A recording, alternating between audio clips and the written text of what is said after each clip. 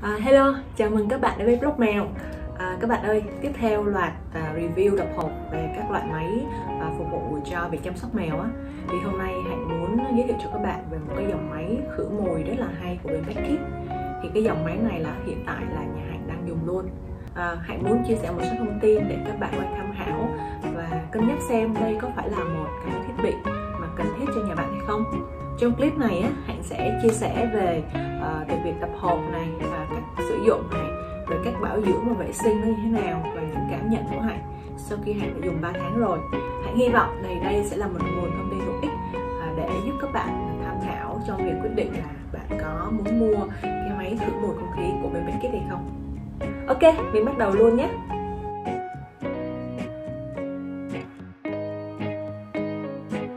Đây là máy khử mùi.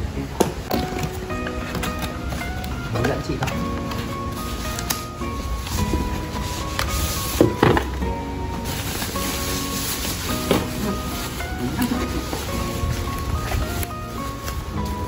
Cái này anh chị dùng trong phòng thì khá là hợp lý. Nó khử mùi diện rộng luôn, cho phòng 3 mét vuông. Đây mình bóc cái siêu ra. Đây là cái hiển thị màn hình đèn khi mình cắm đèn.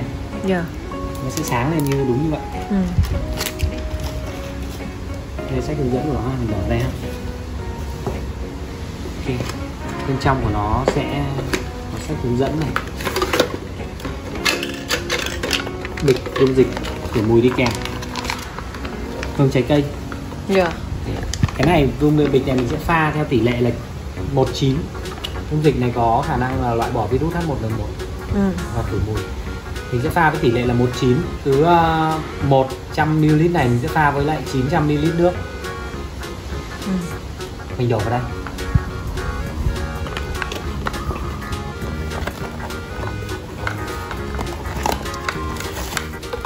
Đây là cục sạc của mình.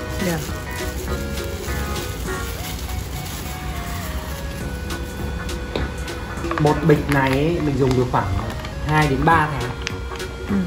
2 đến 3 tháng hoặc hơn, tùy theo quy trình mình sử dụng và chế độ mình sử dụng. Đây nó có chế độ từ automatic này, số 1, số 2, số 3, tùy nặng nhẹ. Tức là mình pha là mình đổ nước vào trong cái này nữa. Mình đổ pha và đổ nước vào. Cắm điện thử nhé. Nhưng mà cắm điện nó sẽ báo hết nước. Đây mình chưa đổ. Không mình cứ đổ nước lọc vừa chơi vào thôi đấy. Cho tí nước vào. Mình chưa pha. Đo vạch green min rồi. Đây, nó có vạch đo ở đây. Chị đừng đổ quá cái vạch này. Dạ, vậy thì nếu mà mình đo thì mình trộn thì chỉ cần. Đúng rồi, nó có hiện ở đấy mà. Bây giờ Hạnh sẽ chỉ cho các bạn cách mà các bạn sẽ thêm dung dịch nước khử mùi vào nhé. Như là bạn đã biết á, thì bạn hãy cho dung dịch khử mùi vào nước theo tỷ lệ 1:9.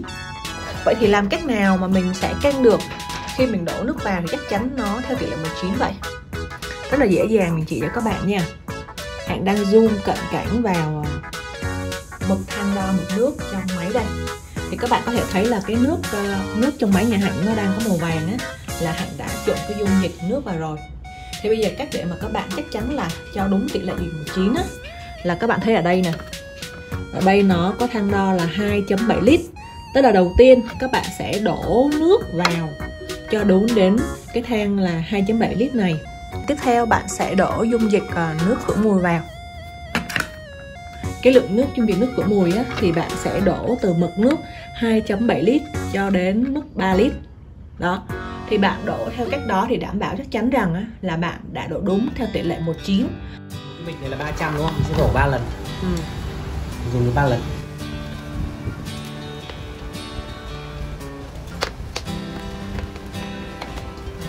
Đây, để cắm mình sẽ cắm ở đằng sau.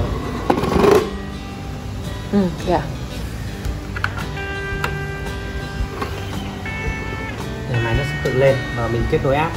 Đây nó có hiện nhiệt độ này.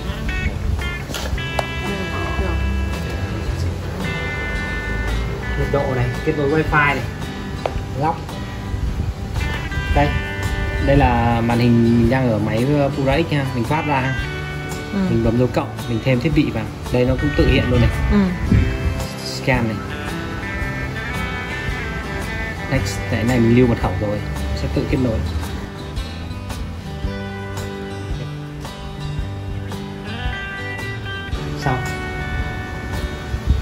tên cho máy.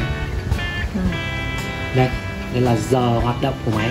Chị có thể set up Phúc Trinh Sam từ đây, chị có thể set up giờ hoạt động của máy tùy theo cái tần suất ở nhà của mình. Thường mình ở nhà mình mới khử mùi chứ đúng không? Đúng rồi. Đó, thì mình có thể set up. Thì còn mặc định như này nha, next. Không chọn bộ. Rồi, đây. Để chị chọn chế độ này, full yếu này. Nó sang này. Full mạnh nhất này. Sang. Dạ. Đó. Chị có thể không thấy đâu nhưng mà nó đang full này, chị sờ tay lên chị có thể thấy. Ok, thấy cái hơi nó thổi ra. Đúng rồi. Và nếu mà chị đổ dung dịch thì nó sẽ khử mùi, rất hiệu quả. Ủa mà cái mùi khử mùi đấy nó có có hại gì không? Nó hít mũi nhiều nó có hại? Đây, chị đọc lấy của nó vừa tốt cho sức khỏe mà nó còn vừa diệt virus. Diệt virus. Ok. Đây, tất cả thông số về hóa chất trong này sử dụng đều là loại tốt cho không ảnh hưởng đến sức khỏe người và vật nuôi, đều có ghi đây. Hết kit thì mình có thể yên tâm.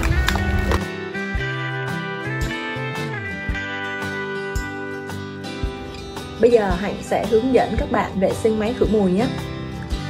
Trước khi thực hiện vệ sinh máy thì bạn hãy đảm bảo rằng là bạn đã tắt các nguồn điện và rút phích cắm adapter ra nhé.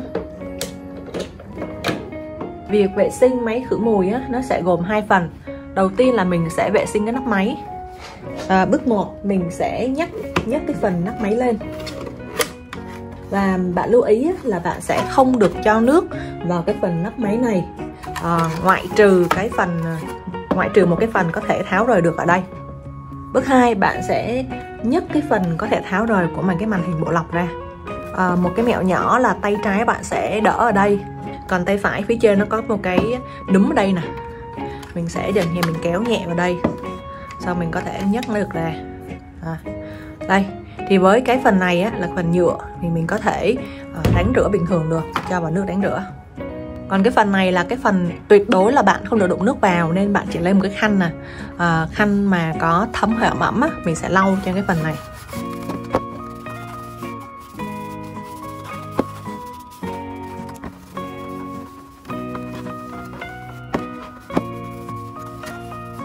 Hạnh đã lau khô xong cái phần này rồi ha. Tiếp theo với cái phần có thể tháo rời này thì mình sẽ đánh rửa nó này cho các bạn coi nè. Nhìn nó đen xì bẩn thỉu luôn nè. Mới nhúng một tí mà đã có đầy nước một cái chất bẩn trong này rồi. Thì cái phần này Hạnh sẽ lấy một cái dẻ Hạnh đánh rửa nó.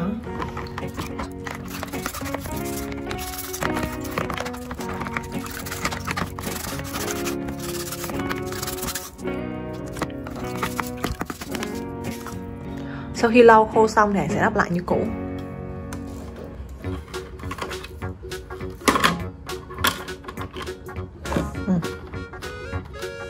Lắp phần này vào đây.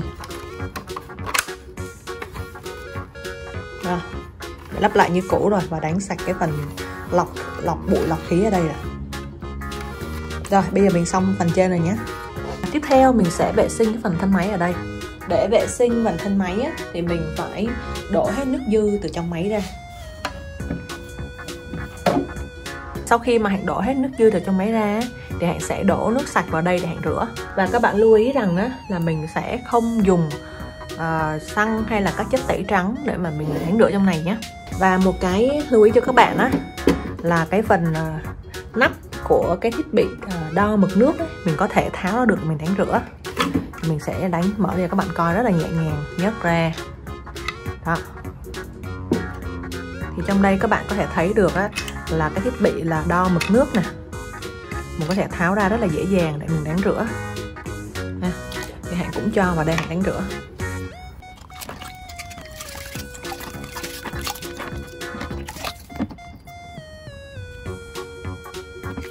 Sau khi mình đánh rửa xong thì mình sẽ lắp lại. Cái này thôi. Rồi mình lắp lại, trượt theo cái thanh này. Vậy là Hạnh đã hướng dẫn cho các bạn xong cách vệ sinh cái phần nắp máy và cái phần thân máy. Nó rất là dễ luôn ấy. Thực sự là lần đầu tiên làm mình chỉ nghĩ là mình chỉ mất khoảng 3 phút là mình vệ sinh cho cái này thôi.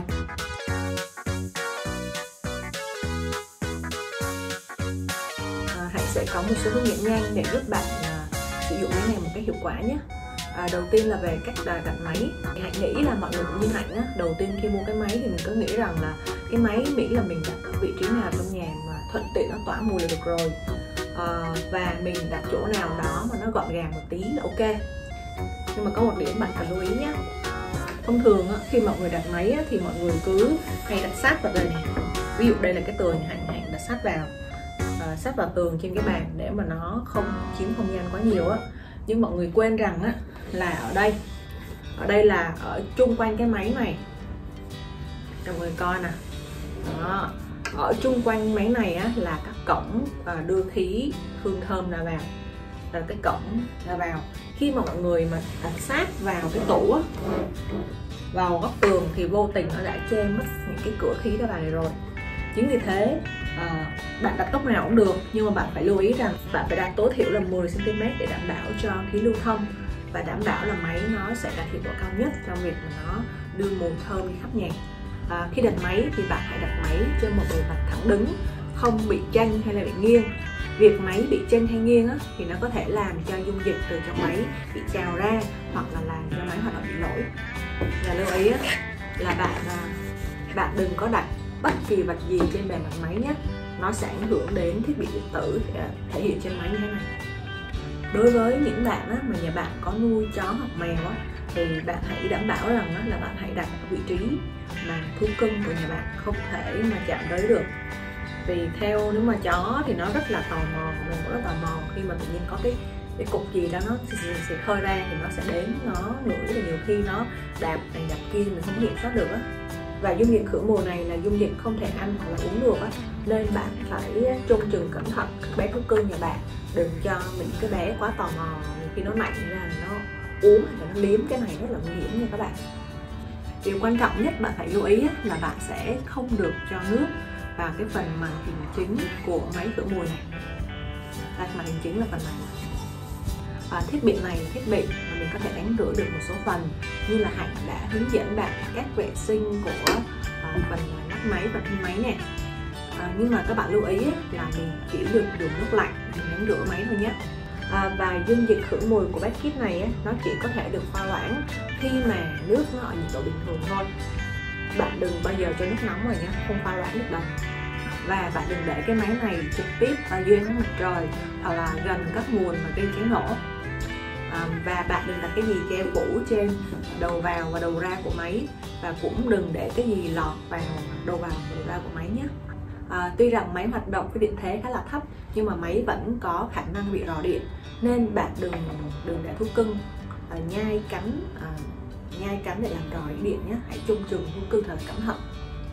Và trong khi mà máy đang chạy thì bạn đừng có nhấc máy lên di chuyển máy sang chỗ khác, hoặc là bạn nhấc máy đi khi mà bạn chưa rút phích cắm này ra, rất là nguy hiểm. Chính vì thế khi mà bạn muốn di chuyển máy, hãy đảm bảo là nhớ rút phích cắm ra và di chuyển nhé.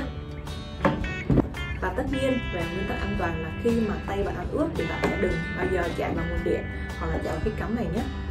Và nếu mà bạn không dùng máy trong một thời gian dài thì bạn hãy đổ hết nước từ trong máy này ra và rút phích cắm ra.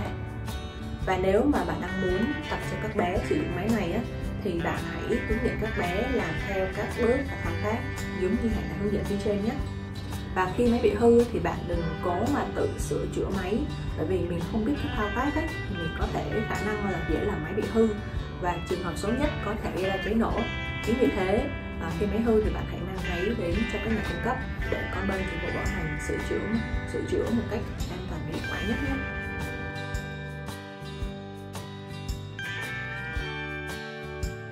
Hạnh muốn chia sẻ với các bạn về cảm nhận của Hạnh sau 3 tháng mà Hạnh sử dụng cái máy khử mùi Bedkit này điều đầu tiên, Hạnh rất là hài lòng khi mà mỗi lần mà mình về nhà thì có một cái mùi thơm thoang thoảng, nó làm cho mình rất là happy khi mình bước vào nhà. Để có được điều đó là nhờ cái chế độ hẹn giờ tự động linh hoạt của Bedkit.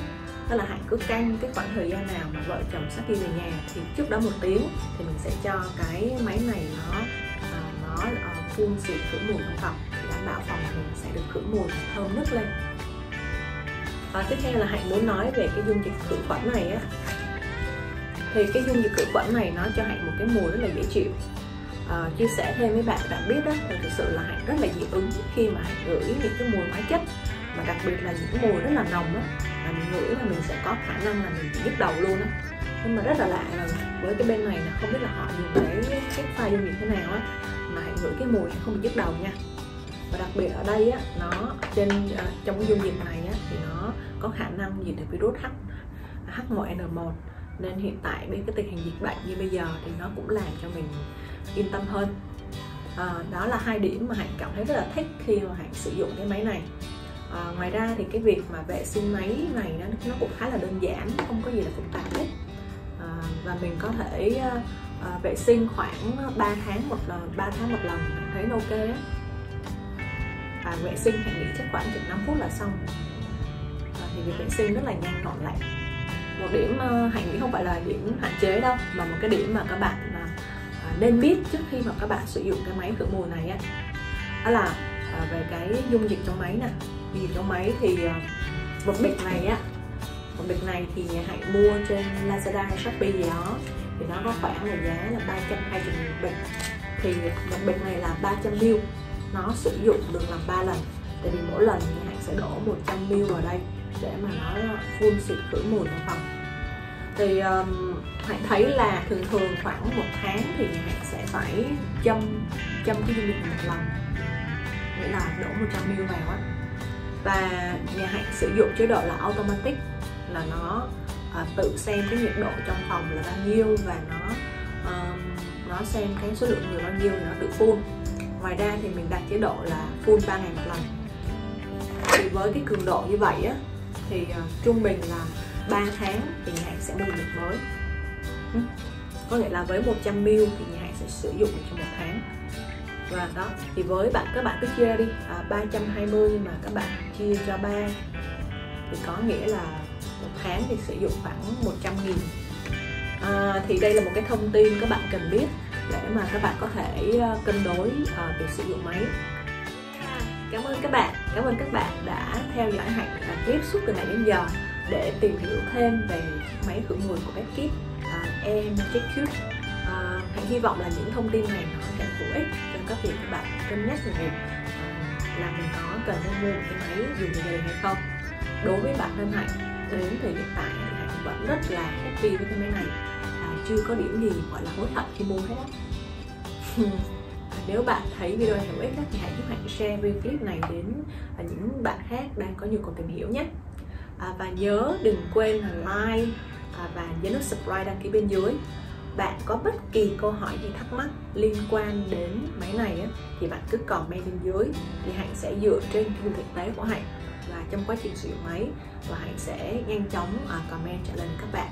Và các bạn muốn Hạnh chia sẻ thêm về những chủ đề gì mà liên quan đến mèo á, thì các bạn cứ comment bên dưới luôn nhé. Hạnh rất vui khi Hạnh được biết thêm về việc là các bạn đang quan tâm những vấn đề liên quan đến mèo, và Hạnh sẽ có cơ hội để chia sẻ thêm các bạn về cái chủ đề đó. Một lần nữa cảm ơn các bạn và hẹn gặp lại nhé.